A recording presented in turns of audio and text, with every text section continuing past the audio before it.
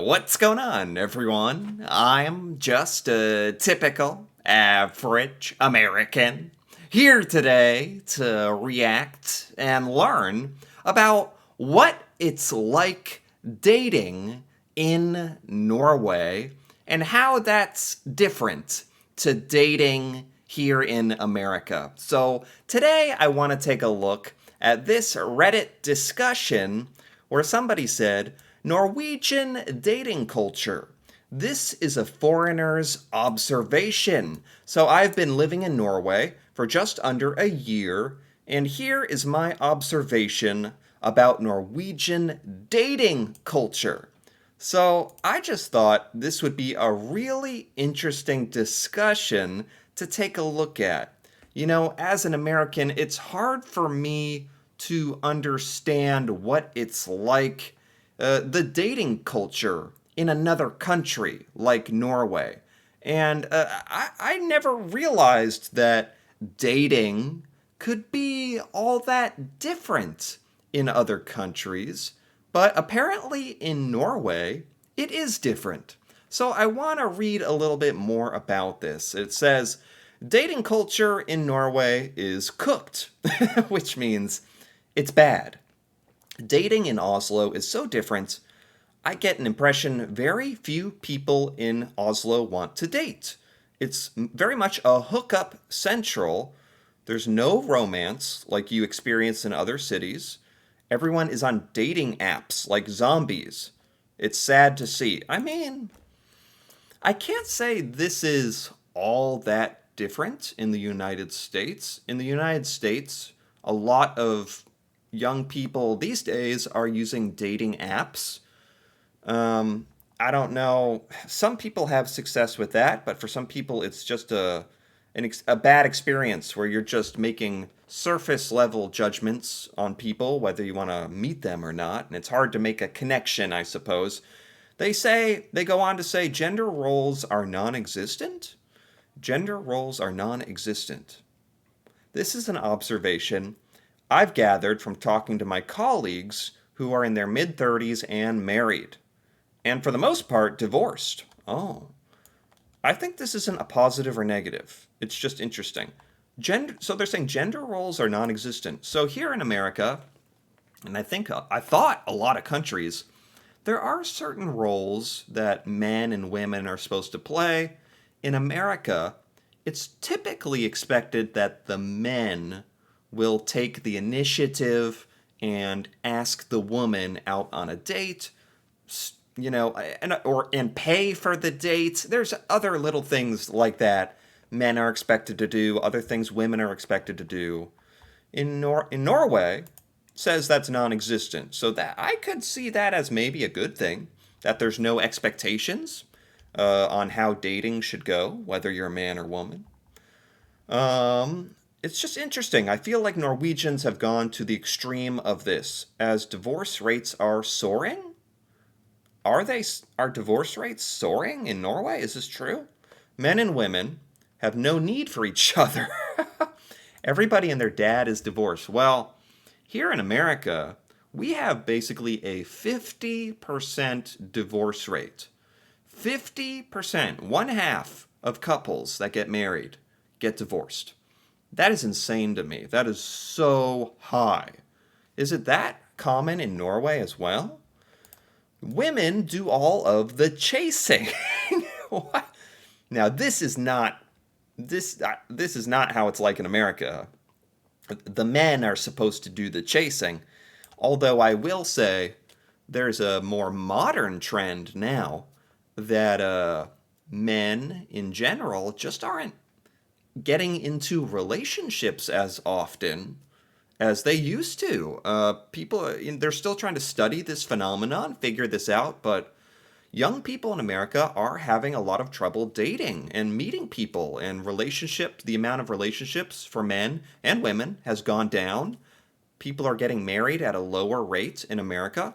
People are having less children. Our population is declining. That's a big problem. People are having a lot less children in America, that's for sure. So, it's interesting comparing some of these things to Norway, actually. Very interesting for me. Women do all the chasing. I gotta read more about this. This just baffles me. Anytime I go to a club, the women are on the prowl. Like they literally throw themselves at the men. Oh my God! Don't tell the American men this, because American men will just start moving to Norway if it's like this. I've been out with my male friends. Women will just come up and grab their face. What? Is that okay? I've never seen this in I've never seen this in my life. It's very interesting to watch. The men don't put in any effort. They know the women will do all the work. What? What? Romance is dead. Chivalry is down in the pits of hell.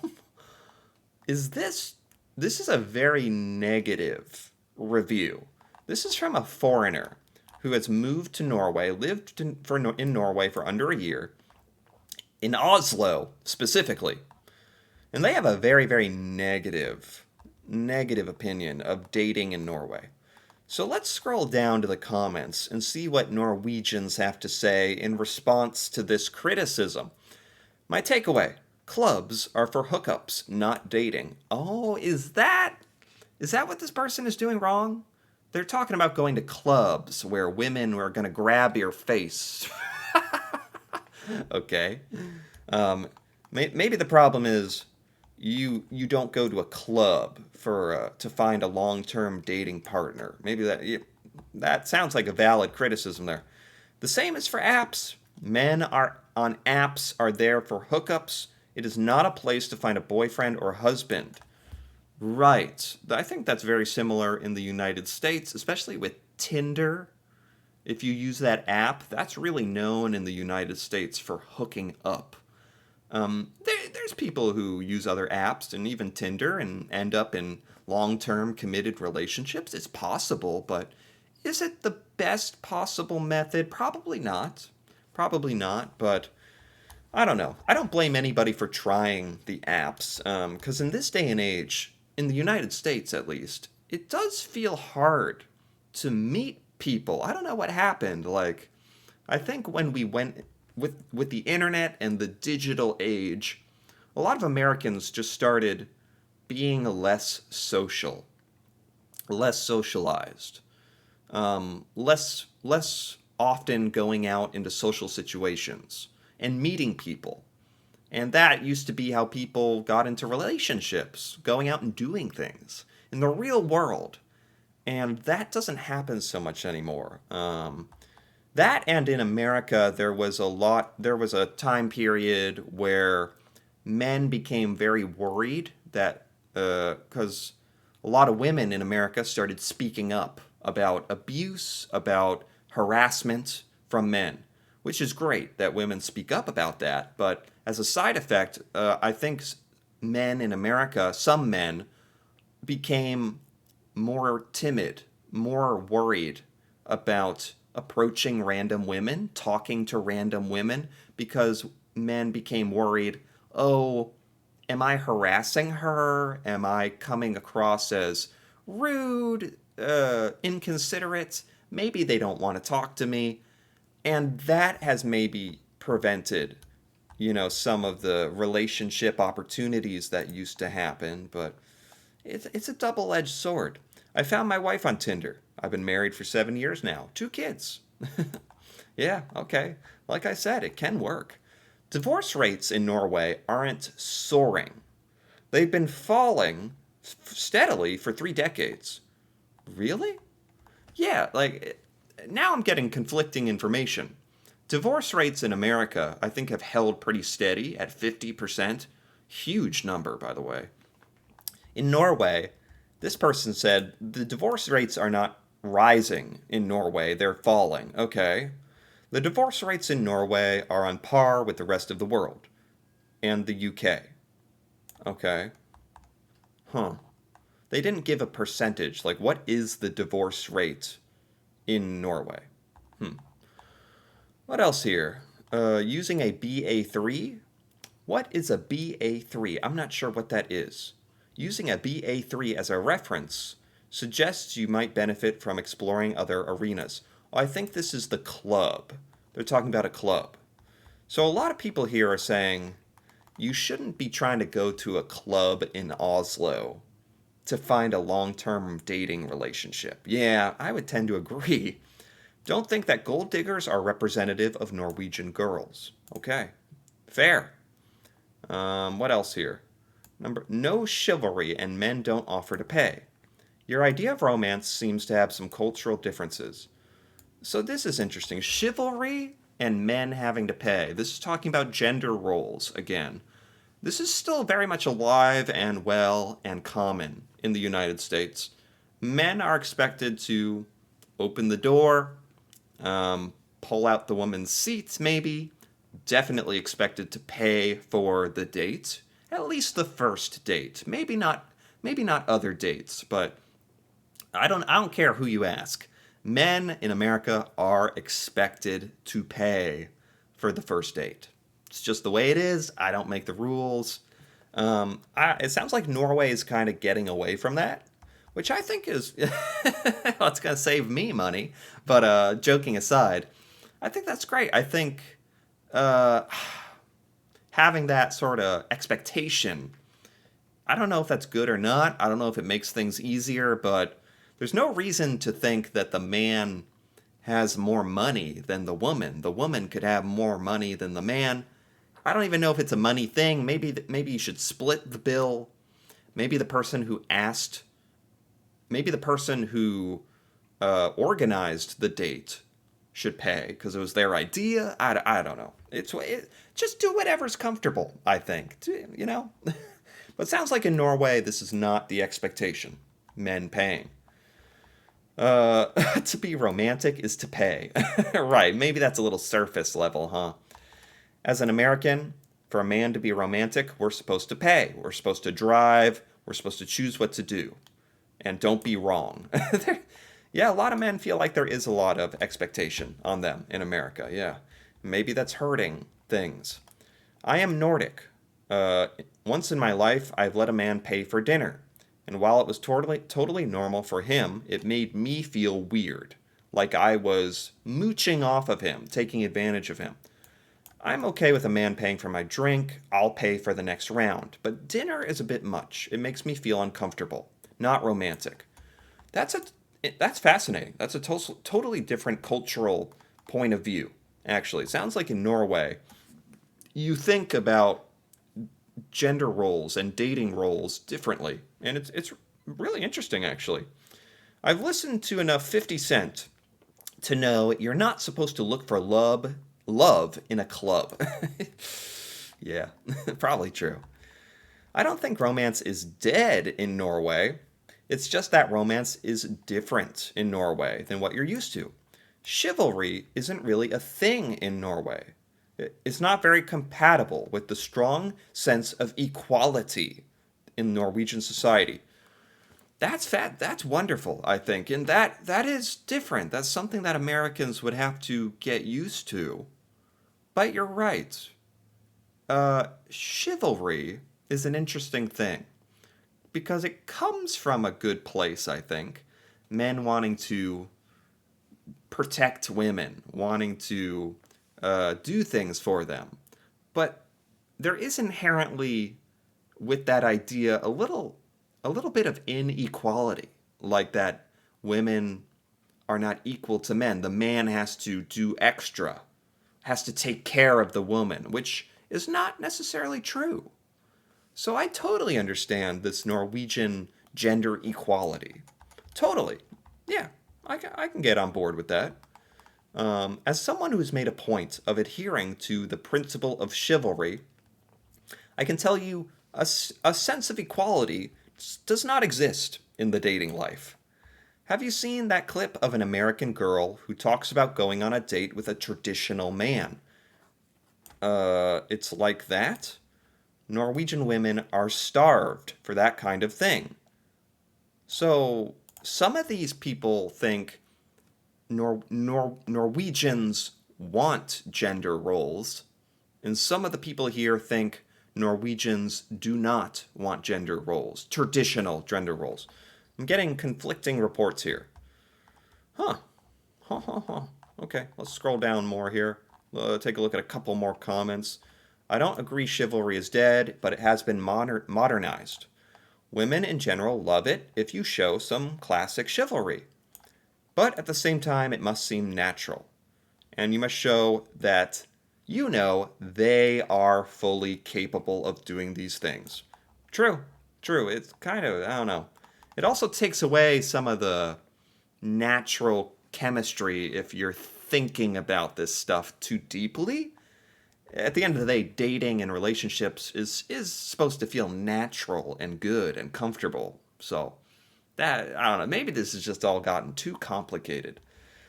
I feel these observations tell more about what you're used to than the Norwegian dating culture.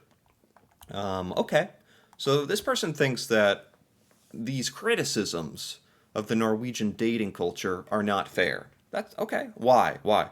They put zero effort into dates. Most even suggest going to their place and having wine as a first date. Huh.